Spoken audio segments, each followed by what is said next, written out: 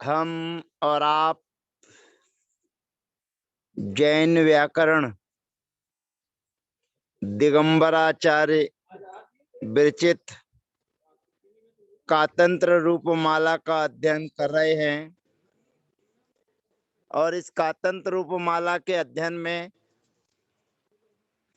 व्यंजनांत pulling शब्द का प्रकरण चल रहा है और इस व्यंजनांत पुल्लिंग प्रकरण में नकारांत शब्दों की सिद्धि हमारे बीच में की जा रही है। नकारांत शब्दों में राजन शब्द से हमने चालू किया था। अब हमारे बीच में स्वर्ण शब्द है। स्वर्ण शब्द में जो विशेषता यहाँ पर दर्शाई जानी है वह सस आदि विभक्तियों के होने पर, यानी कि अघुट स्वर वाली विभक्तियों के होने पर विशेष कार्य आपके बीच में दर्शाया जा रहा है। सी औ जस अम औ ये पंचादौ घुट विभक्तियां कहलाती हैं और इन पंचादौ घुट विभक्तियों में जो हम वही कार्य यहाँ पर होगा, अलग से कोई कार्य नहीं है, लेकिन सस आदि विभक्तियों में कुछ विशेष कार्य हम करने जा रहे हैं। आचार्य भगवंत हमारे बीच में स्वन, युवन और मघवन इन तीन शब्दों की सिद्धि हमारे बीच में करेंगे। सर्वप्रथम स्वन, स्वन माने कुत्ता, उसके प्रयोग हमारे बीच में चल रहे हैं। तो स्वन में आकार है, नकार है, अंत में शी विभक्ति लेकर आए। सीख में रहने वाली इकार का अनुबंध लोप, और इकार का अनुबंध लोप होने पर सर्वप्रथम पहला सूत्र प्राप्त होता है घुटी चा संबुद्धौ। पूर्व सूत्र है सर्वप्रथम घुटी चा संबुद्धौ सूत्र से जो स्वन का आकार है उसके आकार को दीर्घ आदेश होता है और दीर्घ आदेश होकर स्वान श। यहाँ पर व्यंजनाच्य, व्यंजनाच्य सूत्र से सी विभक्ति का लोप और लिंगांत नकार से, लिंगांत नकार से नकार का लोप होने पर पहला प्रयोग सिद्ध होता है स्वा। यह प्रयोग सिद्ध हो गया जो ऊपर की फाइल में दर्शाया जा रहा है, ऊपर के सूत्र में दर्शाया जा रहा है। फिर उसके बाद में औ विभक्ति के आने पर स्व, स्वन, धन, औ, यहाँ पर भी घुटीचा संबुद्धौ सूत्र लगेगा और व्यंजन मत्सरम परवर्णम नयेत तो बनेगा स्वानौ।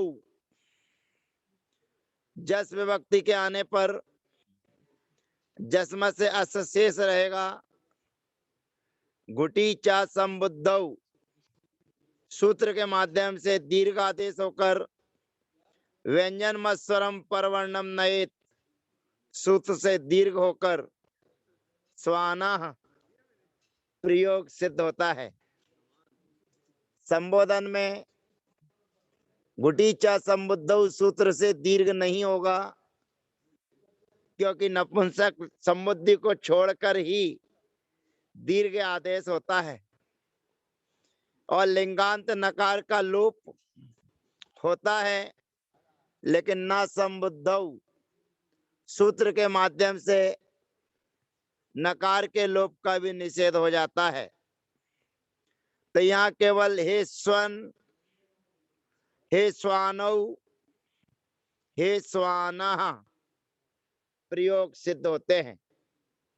अब विशेष कार्य जो हमें करना है वो सस आदि स्वर वाली विभक्तियों के होने पर होता है, यानी कि अगुट स्वर वाली विभक्तियां सस, टा, गे, गसी, गस, ओस, आम, गी और ओस, इन विभक्तियों के होने पर अब हम कुछ विशेष कार्य करने जा रहे हैं।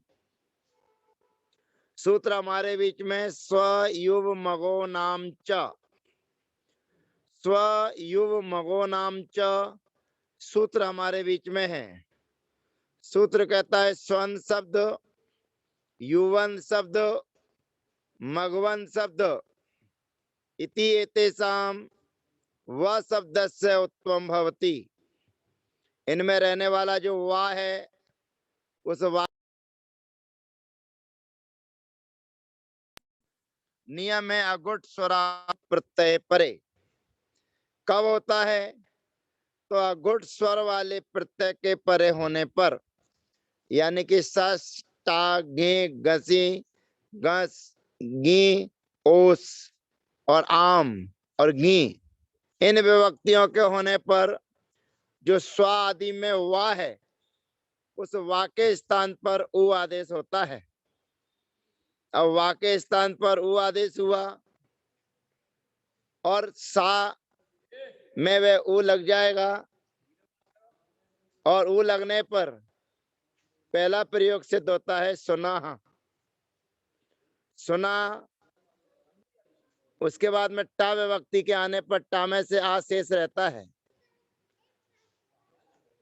टा में से आ शेष रहने पर सुना और उसके बाद में भ्याम आदि विभक्ति के आने पर अनुसंगस चाक्रुंचेत, सूत से नकार का लोप होकर स्वभ्याम स्वभी, चतुर्थी विभक्ति के एक वचन में गे विभक्ति के आने पर गेम से ए बचेगा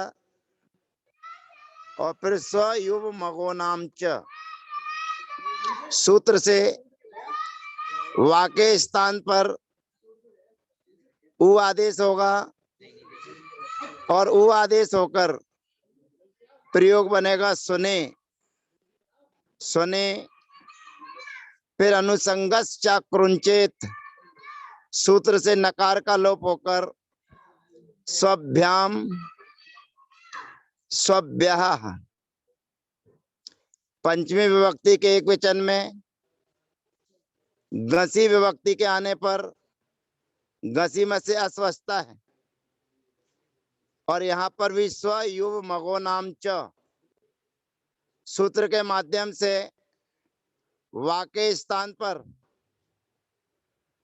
उ आदेश होकर व्यंजन मत्सरम परवर्णम नयेत और रेप शोर विसर्जनीय लगेगा तो बनेगा सुना। ओस विभक्ति के आने पर वा के स्थान पर उ आदेश स्व युव मगो नाम च, सूत्र से वा के स्थान पर उ आदेश होकर व्यंजन मत्सरम परवर्णम नयेत और रेप शोर विसर्जनीय सुनो। आम विभक्ति के आने पर सुनाम, सप्तमी विभक्ति में गी विभक्ति के आने पर गी में से ई बचता है और प्रयोग सिद्ध होता है सुनी। ओस विभक्ति के आने पर स्व युव मगो नाम च, सूत्र से वा के स्थान पर उ आदेश होकर सुनी और सुनो हो और शुभ विभक्ति के आने पर अनुसंगस चाक्रुंचेत, सूत्र से नकार का लोप होकर स्वसुहु प्रयोग सिद्ध होता है। इस प्रकार से स्वन शब्द की प्रक्रिया में स्व युव मगो नाम च सूत्र के माध्यम से प्रयोग सिद्ध होते हैं। इसी प्रकार से युवन, इसी प्रकार से मगवन इन शब्दों की सिद्धि होती है। अब हमारे पास में युवन शब्द आता है। युवन, युवन में पहले पंचादौ, इन विभक्तियों में हमें कोई कार्य नहीं करना है। और जैसे घुटीचा संबुद्धौ सूत्र से दीर्घ आदेश किया जाता है, यहाँ पर भी दीर्घ आदेश होकर युवा, फिर अविभक्ति के आने पर घुटीचा संबुद्धौ से युवानौ, फिर जस विभक्ति पे युवाना। संबोधन में हे युवन, हे युवानौ, हे युवाना। अम विभक्ति के आने पर युवानम, युवानौ। अब सस विभक्ति आ रही हैं, अघुट स्वर वाली विभक्तियां। और अघुट स्वर वाली विभक्तियों के आने पर हमारे बीच में सूत्र आता है स युव मगो नाम च। अब जो युवन में रहने वाला वा है, उस वा के स्थान पर उ आदेश हो जाएगा, और यू में रहने वाला यू और वा के स्थान पर होने वाला जो उ आदेश है, दोनों में समाना सवर्णे दीर्घी भवती परस्य लोपम सूत्र के माध्यम से यूना प्रयोग सिद्ध होता है। यूना, फिर यूना। अभ्याम विभक्ति के आने पर नामिनस चौपधा, भ्याम विभक्ति के आने पर अनुसंगस च क्रुंचेत सूत्र के माध्यम से ना का लोप होकर युभभ्याम युव भी, फिर यूने, युभभ्याम युभभ्यः। पंचमी में यूना, युभभ्याम युभभ्यः। षष्ठी में यूना, यूनो, यूनाम। सप्तमी में यूनी, यूनो और युवसु, ये प्रयोग सिद्ध होते हैं। इसी प्रकार से मघवन शब्द है। मघवन, मघवन शब्द में पंचादो घुट विभक्तियों में तो हमें कोई नया कार्य नहीं करना है। वहां पर घुटीचा संबुद्धौ सूत्र के माध्यम से दीर्घ आदेश करना है, और लिंगांत नकारस से नकार का लोप करना है। मगवा, मगवानौ, मगवाना। संबोधन में हे मगवन, हे मगवानौ, हे मगवाना। अम विभक्ति के आने पर मगवानम,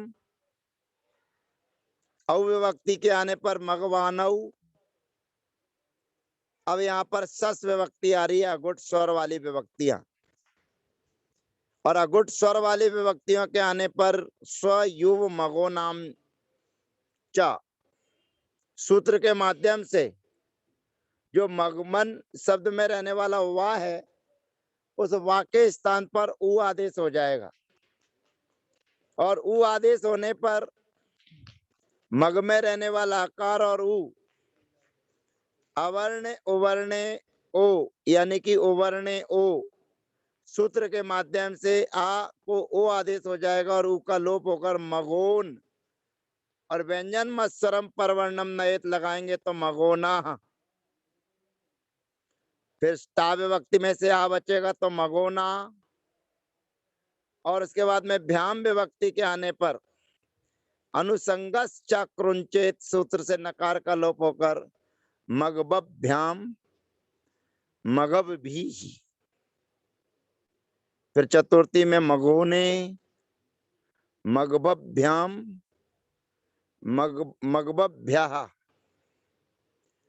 फिर उसके बाद में मगोना, मगबभ्याम मगबभ्यः, मगोना, मगोनो, मगोनाम। मगोनी, मगोनो, मगव सू, इस प्रकार से ये प्रयोग सिद्ध होते हैं। तो स्व युव मगो नाम च, ये अघोष स्वर वाली विभक्तियों के आने पर, वैसे यहाँ पर अवम संयोगा धनुलोपो अनुपलब्ध वच्चय सूत्र लगना था, उपदा में रहने वाले आकार का लोप करना था, परंतु उपदा में रहने वाले आकार का लोप न करके ये सूत्र युव, स्वन और मगवंत शब्द में रहने वाला जो वा है उसके स्थान पर उ आदेश करके हमने सुना, यूना और मगोना आदि के प्रयोग की सिद्धि होती है। शेष चर्चाएं हैं। मगवन जो शब्द है हमारे बीच में, उसमें कुछ और विशेषताएं भी होती हैं, उसके कुछ रूप अलग से भी हमारे बीच में आते हैं। तो उसके लिए एक नया सूत्र हमारे बीच में आता है, शौचा मगवान मगवा वा। ये केवल मगवन शब्द के लिए है, और मगवन शब्द के लिए कहता है कि विभक्तौ शौचा परता मगवन शब्दौ मगवंतुर भवती वा। मगवंत शब्द के स्थान पर, मगवंत शब्द के स्थान पर मगवंतु माने अंतु जिनके अंत में है वह आदेश होता है विकल्प से, वा माने विकल्प से। जहां स्व मगोना सूत्र लगा वहां पर तो वह आदेश हो जाएगा, हो ही गया। लेकिन जहां पर मगवंतु आदेश हो जाएगा वहां की प्रक्रिया भवंत शब्द के समान जानना चाहिए। जैसे हमने भवंत शब्द में अंतु प्रत्यय मानते थे, ऐसे यहाँ पर भगवंतु आदेश हुआ है, ऊ का अनुबंध लोप हो जाएगा, मगवंत बचेगा। अब मगवंत के रहने पर यहाँ पर सर्वप्रथम अंत संतस्य च धातो सौ सूत्र के माध्यम से ना के पूर्व में रहने वाला जो आकार है उसको दीर्घ आदेश करेंगे, और दीर्घ आदेश करने के बाद व्यंजनाच्य सूत्र के माध्यम से नकार का लोप और लिंगांत नकारस से नकार का लोप होकर पहला प्रयोग बनेगा मगवान, यानी संयोगांत से लोपा से तकार का लोप होगा, लिंगांत नकार से नकार का लोप नहीं होगा, क्योंकि नकार के लोप के लिए तकार का लोप असिद्ध हो जाएगा। तो पहला प्रयोग बनेगा मगवान।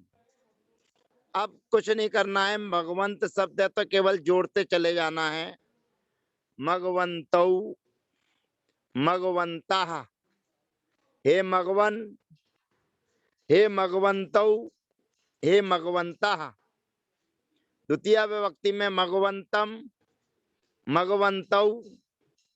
अब यहाँ पर ध्यान रखना, अगुट स्वर वाली विभक्तियों के आने पर अनुसंगस च कृंचेत सूत्र से नकार का लोप होकर मगवता, मगवता।